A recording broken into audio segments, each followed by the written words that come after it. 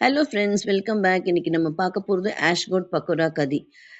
அளவுகள்லாம் description பாக்ஸில் கொடுத்துருக்கேன். என் செய்முறை மட்டும் இப்போ நான் சொல்கிறேன்.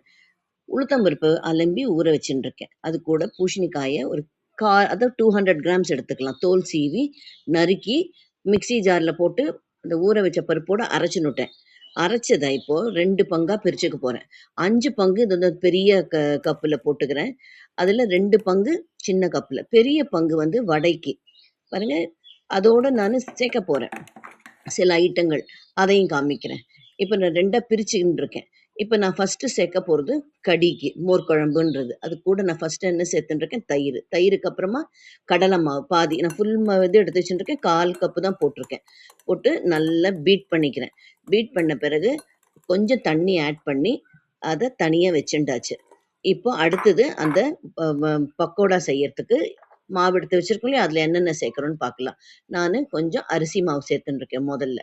அரிசி மாவு சேர்த்துட்ட பிறகு நல்லா கலந்து விட்டுட்டு, இப்போ அடுத்ததாக நான் என்ன சேர்க்க போகிறேன்னா ரவையை சேர்க்குறேன். பாருங்க, ரவை, உளுத்தம்பருப்பு, ரவை, அரிசி மாவு, அப்புறமா காய், பூசணிக்காய், இவ்வளோதான். அது நல்லா தண்ணி விட்டுக்கோன்னா நீங்கள் கவலைப்பட வேண்டாம். இந்த மாதிரி நல்லா திக்காய்க்கும். மூடி வச்சு ஒரு மூலையில் பாருங்க, நான் அதுக்குள்ள என்னென்ன உபச்சாரம் பண்ணியிருக்கேன்னு.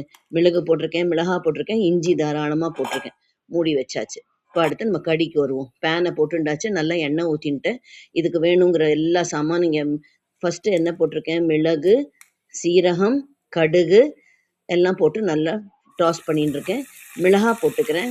பச்சை மிளகா, சிவப்பு மிளகா ரெண்டையும் போட்டுண்டு, இஞ்சி நல்லா நீளமாக, அது கூட மஞ்சப்பொடி, காரப்பொடி, அப்புறம் தனியாத்தூள்.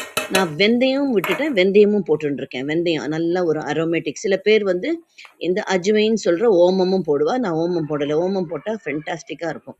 இப்போ பாருங்கள், கரைச்சி வச்சுருக்கோம் இல்லையா, அது வந்து கொஞ்சம் தண்ணி ஆட் பண்ணி நான் இதில் கொட்டிட்டேன். அது கொஞ்சம் இந்த அரைச்ச மாவில் தான் நான் தண்ணி சேர்த்து கரைச்சி விட்டுருக்கேன். தேங்காயெல்லாம் போடலை. செய்முறை கரெக்டாக பாருங்கள்.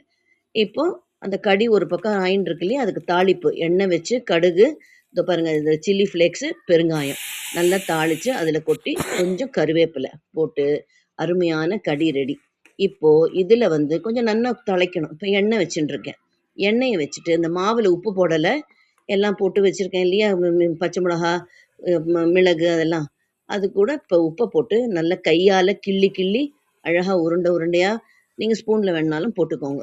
இந்த மாதிரி நல்லா வேக விட்டால் பந்து பந்தா நீங்கள் பயப்படவே வேண்டாம். ஐயோ, நம்ம பூசணிக்காய் போட்டிருக்கோமே எப்படி வருமோன்னு பாருங்கள், எவ்வளோ நன்னா வந்திருக்குன்னு. நீர்க்காய் தண்ணி விடாமல் டைட்டாக அரைச்சி அது கூட நம்ம ரவை சேர்த்துருக்கோம், அரிசி மாவு சேர்த்துருக்கோம். பயப்படவே வேண்டாம், அவ்வளோ டேஸ்ட்டு. இஞ்சியெல்லாம் போடுறதுனால இங்கே பாருங்கள், இஞ்சி தெரியுறதா அழகா. இதை வந்து நம்ம எதில் போட போகிறோம், பண்ணி வச்சிருக்கிற அந்த கடியில் போட போகிறோம். பாருங்க, ரொம்ப ரொம்ப ரொம்ப நல்லா இருந்தது. எங்கள் வீட்டுக்கு ரொம்ப நாளாக வேலை செய்கிற அம்மா, நான் வந்து அவளை சாந்தின்னு கூப்பிடுவேன்.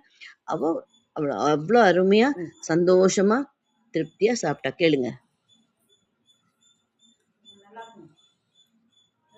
நல்லா இருக்கு. வீடியோ பார்க்குறேன், நல்லா இருக்கு. எது செஞ்சீங்க? சூப்பராக இருக்குது.